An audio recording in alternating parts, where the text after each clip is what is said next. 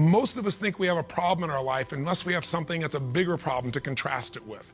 And when you see this story and you walk through their exact life experience of the course of these 2 years, the year that we work with them is 30 days, but you see the course of what's happened to them by finding out what's happened a year later, you begin to understand that it doesn't matter what happens in your life, you are more than any moment.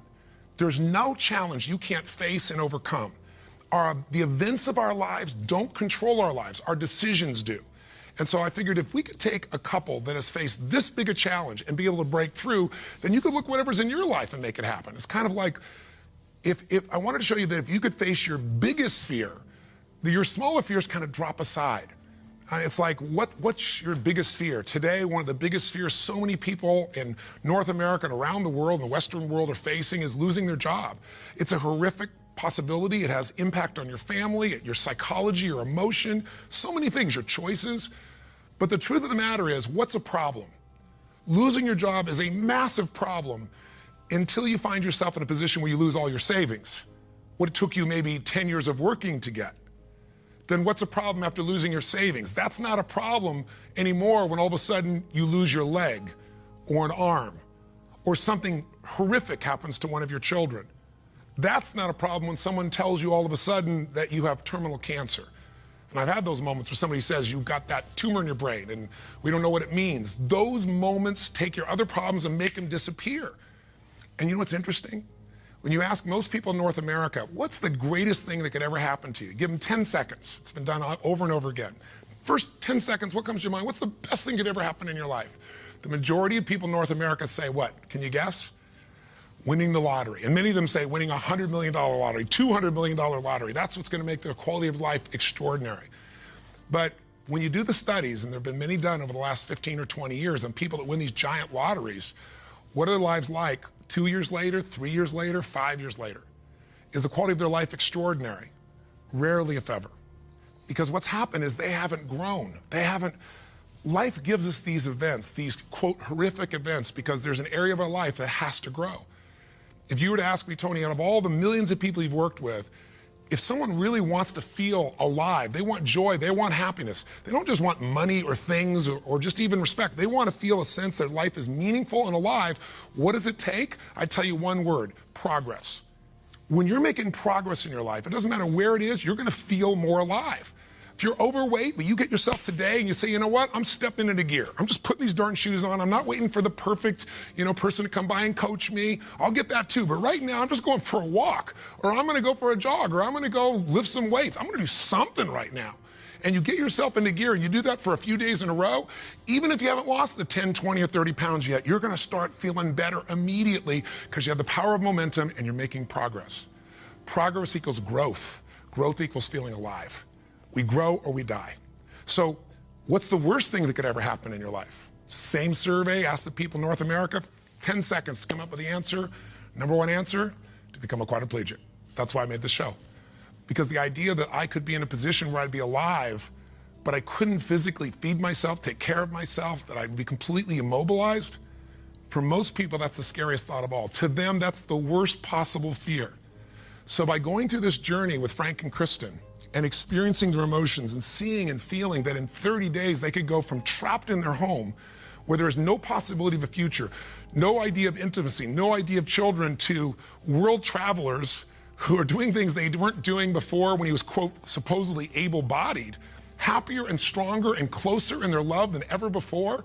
And you know it's real, and you see the results a year later as we do the follow-ups, and you haven't seen the follow-ups, be sure to see that and hear about the story of what's happened with them.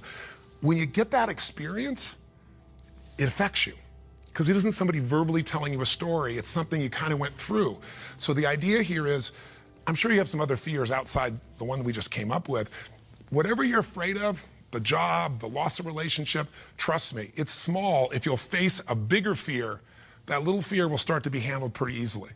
That's why when all of us go through in our lives extreme stress, we're all going to go through it. You're going to have a home burn down, or something's going to happen to somebody you love, or someone's going to pass before you're prepared for it, which is almost always. Or you're going to find yourself in a financial situation that feels like you can't turn it around. Or you might feel like personal character assassination, or maybe you get mugged, or maybe you get a terminal disease. We all will face multiple times in our life extreme stress. The difference in people's lives is not what we face, it's what we do with what we face. You can take yourself from a place where in the face of absolute total tragedy, you triumph. But it requires making some new decisions, taking some new actions, and mastering a part of yourself that can unleash all of your power and ability as a human being. That human spirit, as corny as it sounds, can be channeled in a very specific way. And if you do, the game of life changes. So I'll give you another example outside Frank and Kristen. A friend of mine who just passed recently, he's always been a deep inspiration to me. His name is Art Berg. And Art's a guy that was a young man, good-looking, strong, athletic. He lived in Utah. And he fell in love with his absolute sweetheart. She was, you know, the most popular girl, the most attractive girl. She met all the criteria of a college boy. And his buddy and he are driving across the state to go to where he's going to get married. And he falls asleep in the back seat while his best friend is driving. And his best friend falls asleep in the middle of the night as they're driving. My friend Art Berg woke up rather intensely on the desert floor with the car upside down, his legs trapped beneath it, and unable to feel anything. He became a quadriplegic in an instant. His friend actually was beat up but actually survived. Now, what do you do in a situation like that? Well, the first thing most people do is they want to curse God or they want to curse their friend. It's not their fault. Most of what happens in our lives is not our fault, but what we do with it is going to determine the quality of our lives. Sometimes it is our fault, let's be honest.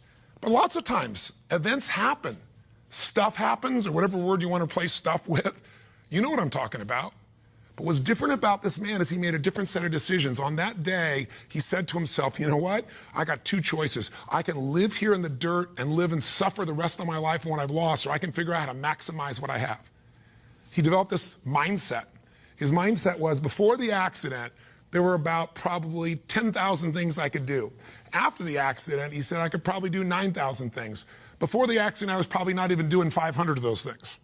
I'm going to do more while I am now. And he did. He became an entrepreneur, started his own bookstore, and became very successful. He married the same childhood sweetheart because this man was so inspirational to be around. It didn't matter what he was in a chair. She loved him.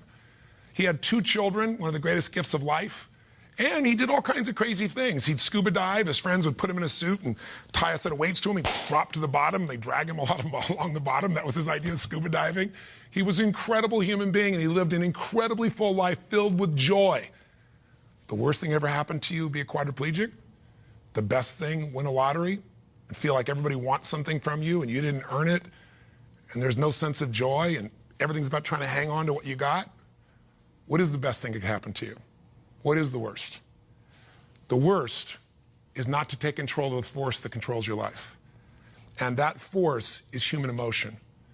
I mean, I want you to think about this and answer a question for me if you would. What really changed Frank and Kristen's quality of life? What changed them? You can see the change. You can see it even more a year later, that it's continued to happen. What made the change possible? Did you get it? Did you see it? The answer is simple. We changed the emotional pattern that was controlling their life. And you and I have emotional patterns that are controlling us right now. Whether we're aware of it consciously or not doesn't matter. It's the force that is shaping you. It's shaping your relationship. It's shaping your finances. It's shaping your career. It's shaping the amount of joy or unhappiness or suffering or excitement you have right now in this moment. But it's an invisible force most of us never take a look at. You might want to take a look at it right now through the eyes of what we did with Frank and Kristen.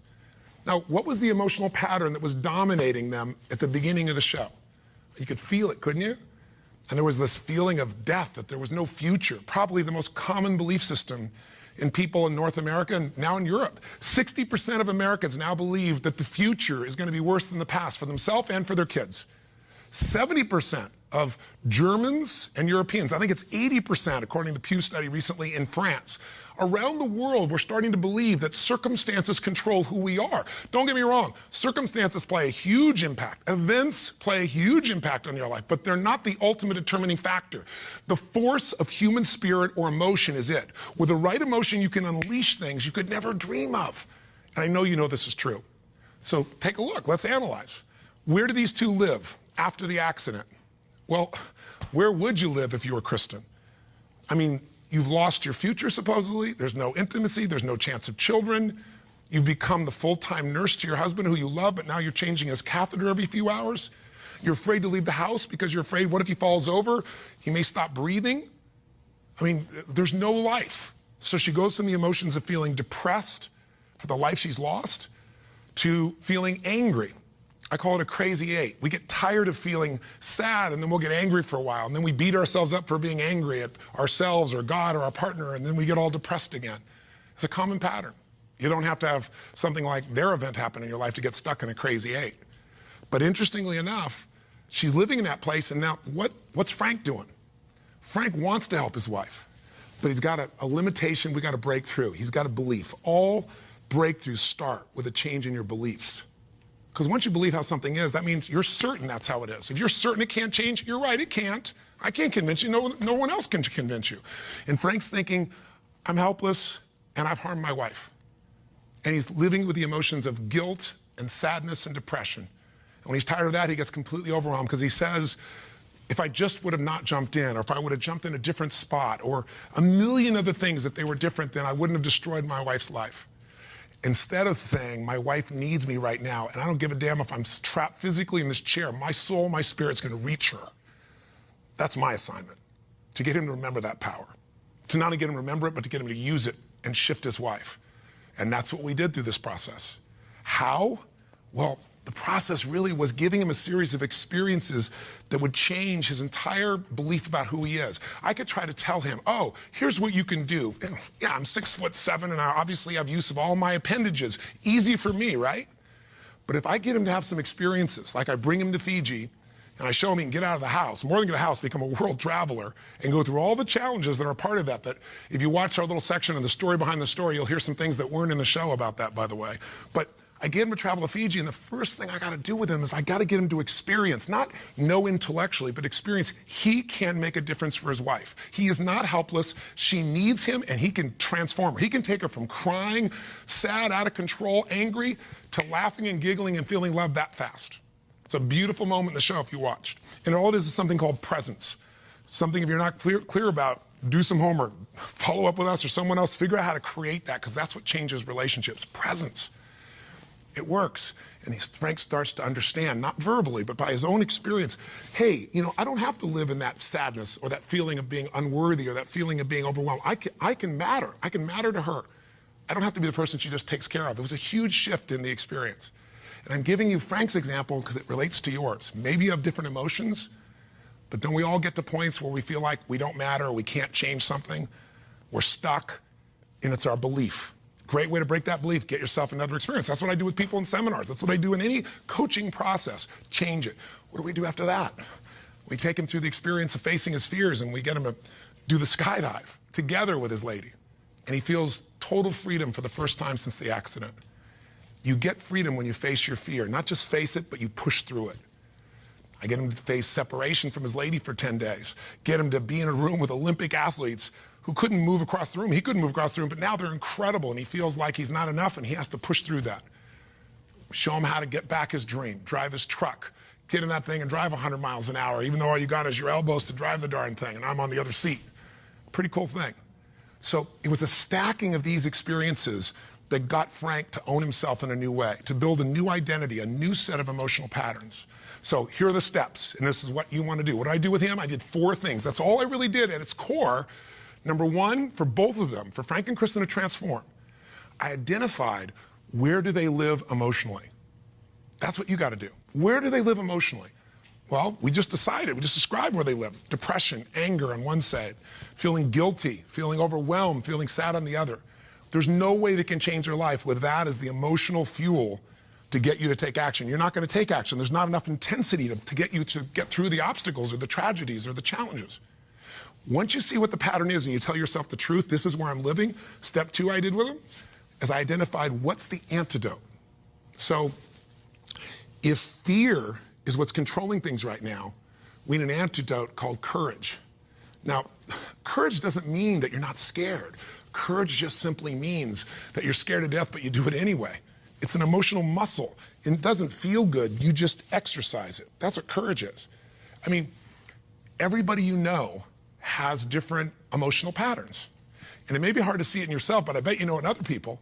I mean, come on. Don't you know somebody who lives every day and they're angry all the time, or they're pissed off, or they're frustrated, or they're worried all the time? I mean, haven't you met people at different times who, don't you know somebody that's always kind of playful or crazy or cracking jokes? Better yet, do you know somebody who's not really funny, but they think they are? You know? And they tell a stupid joke and everything else. It's not even funny, but they crack themselves up so much that you find yourself cracking up, right? I mean, people have patterns. The question is, what's yours? See, if you can identify the patterns in other people, you can start to see them in yourself as well. And you know what we all do? We all find a way to try to get what I call home. Home is, I noticed after 9/11, I'm with 2,000 plus people from, I think it was 45 countries. I was in Hawaii. The accidents happened, the tragedy happened, you know, the attacks happened, and we got the information at 3 o'clock in the morning in Hawaii, and we had, you know, 100 plus people, 200 people that were from New York, many of which, you know, worked and had offices and friends in the towers, and all their friends died or their whole company disappeared. And I had to bring these people in from all these countries with different religions, different backgrounds, different belief systems. Some people were celebrating. Other people were crying and saying it was the end times. It was unbelievable. I noticed all this emotion around me. And the biggest thing to put them all together is I had to say, what's really going on here? And I noticed angry people got angry. Sad people got sad. Guilty people, a nurse, she was guilty. She wasn't there helping people, but she's always guilty. The angry lady is always angry. We all have a home. Many of the people didn't live in the United States, didn't know anyone in New York City, and they were yet angry, guilty, or sad. Why? They weren't angry, guilty, or sad about the 3,000 people a day that die of cancer and heart disease. They're all mothers, fathers, children. I pointed out that day.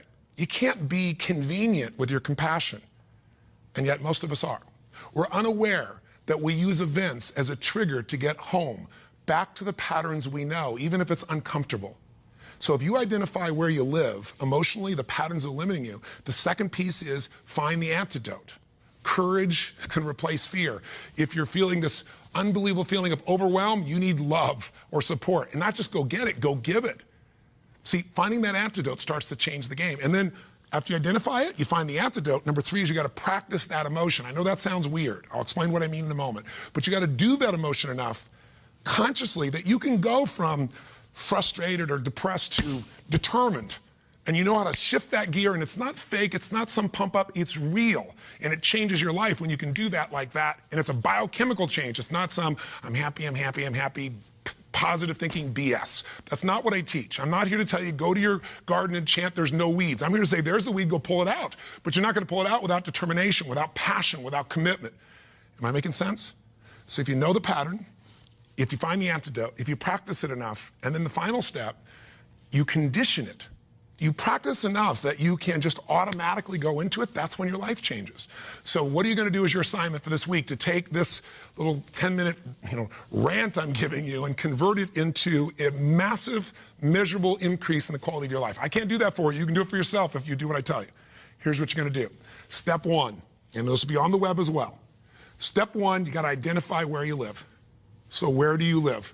Where do you live emotionally? You personally, just like we did with Frank and Kristen.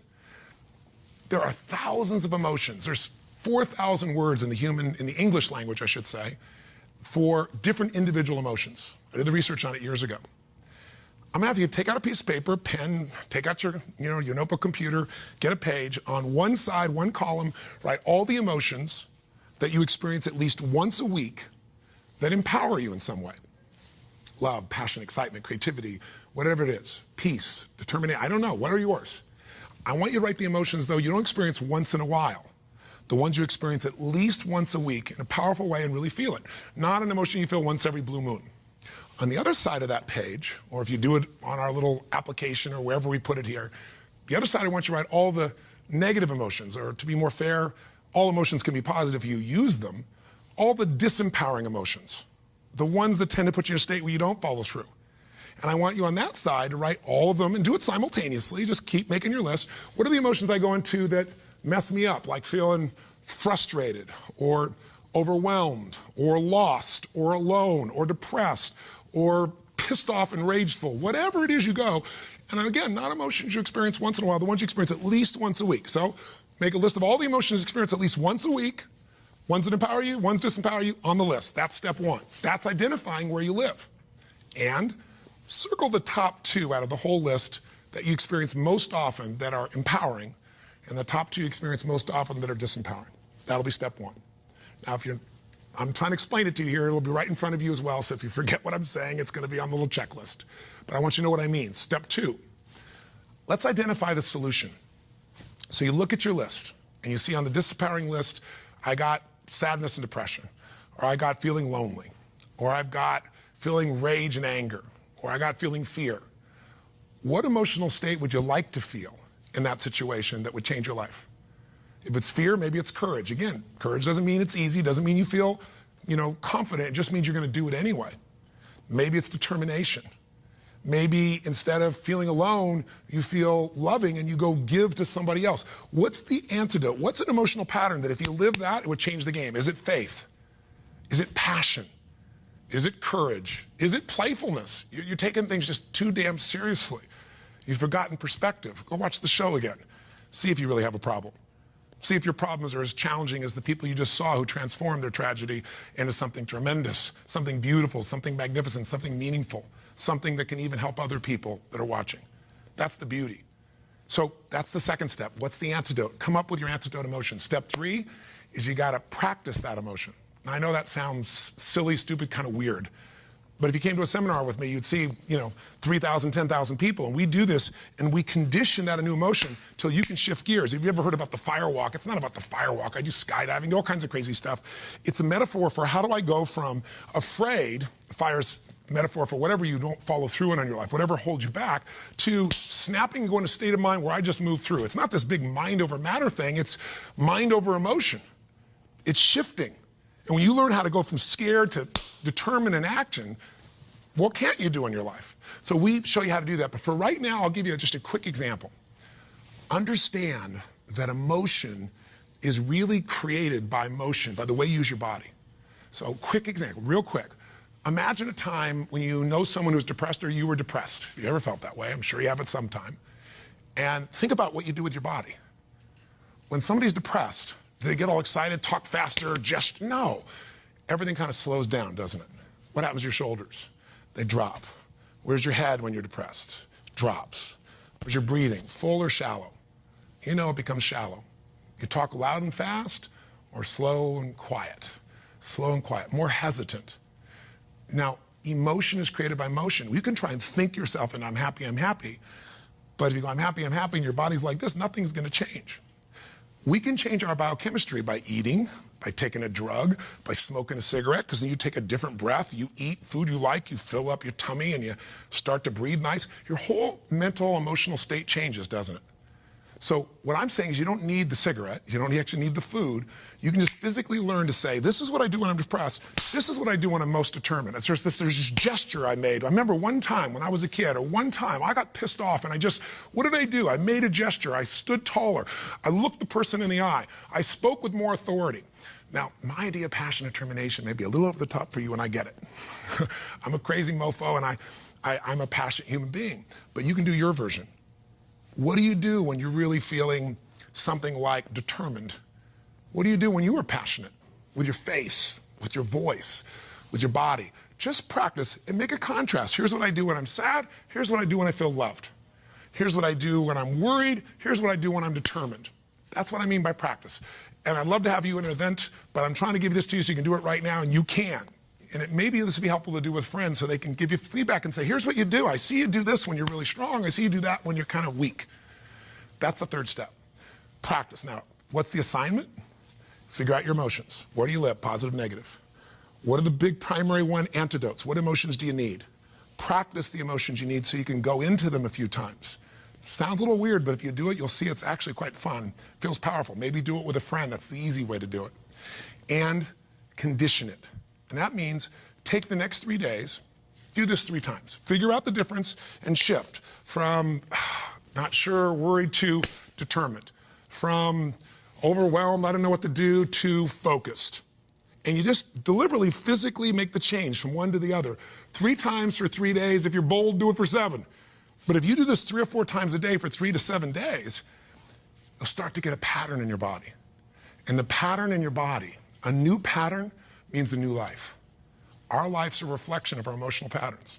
If you live in sadness and depression, you could have $1 billion and your life is called sad and depressed. If you're living feeling grateful, feeling alive, feeling passionate, your life is filled with gratitude and passion. Doesn't matter what's happening anywhere else. And you can face any challenge from those emotions and you can overcome.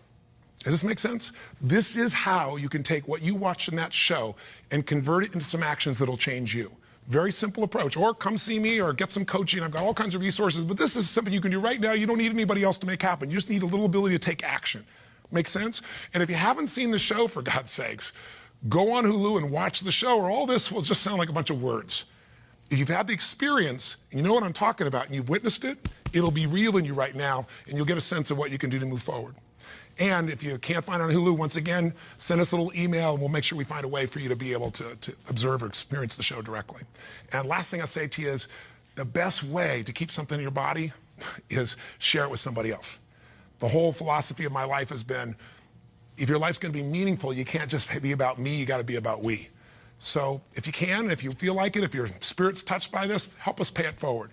Share this with your friends. You can share the clip of our show. You can share this little section. We got all kinds of ways. Just take the clip and send it. And we even have a way you can push a button once again and send it virally to everybody. Everybody who's on your email list, we'd love it if that works for you. If you don't, we're totally respectful of that. But in the end, I can promise you one thing. If you will do this, if you'll discover your current emotional pattern and you'll change it through a little bit of practice over and over again, you will change the quality of your life no matter what you're facing. Make sense? Thanks for taking the time. I hope this was close to 10 minutes. I went a little crazy, but it's really just designed to try to really serve you. So until I see you again, hopefully next week, live strong and live with passion. God bless.